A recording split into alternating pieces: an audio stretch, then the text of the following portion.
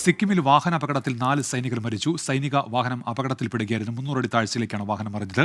ബൽറാം നെടുങ്ങാടി വിവരങ്ങളുമായി ഇപ്പോൾ ചേരുന്നുണ്ട്. ബൽറാം, വിശദാംശങ്ങൾ എന്തൊക്കെയാണ്? തെക്കൻ സിക്കിമിലെ പക്യോങ്ങിലാണ് ഈ അപകടമുണ്ടായത്. ഇന്ന് ഉച്ചയോടെയായിരുന്നു അപകടം.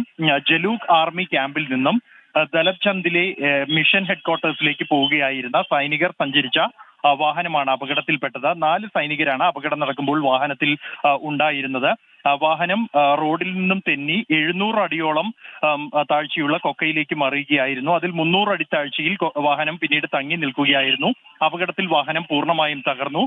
3 സൈനികർ അപകട സ്ഥലത്ത് വെച്ച് തന്നെ മരിച്ചു. മറ്റൊരാളെ രംഗ്ലിയിലെ ആർമി ആശുപത്രിയിൽ പ്രവേശിപ്പിച്ച് എങ്കിലും അവിടെ എത്തി നിമിഷങ്ങൾക്കകം തന്നെ മരണം സ്ഥിരീകരിക്കുകയായിരുന്നു. എന്തായാലും ഈ വാഹനം തിരിച്ചെടുക്കുന്നതിനും മറ്റ് അപകടം സംബന്ധിച്ചുള്ള അന്വേഷണവും പുരോഗമിച്ചുകൊണ്ടിരിക്കുകയാണ്. ബൽറാം നെടുങ്ങാടിയാണ് ഡൽഹിയിൽ നിന്ന് വിവരങ്ങൾ നൽകിയത്.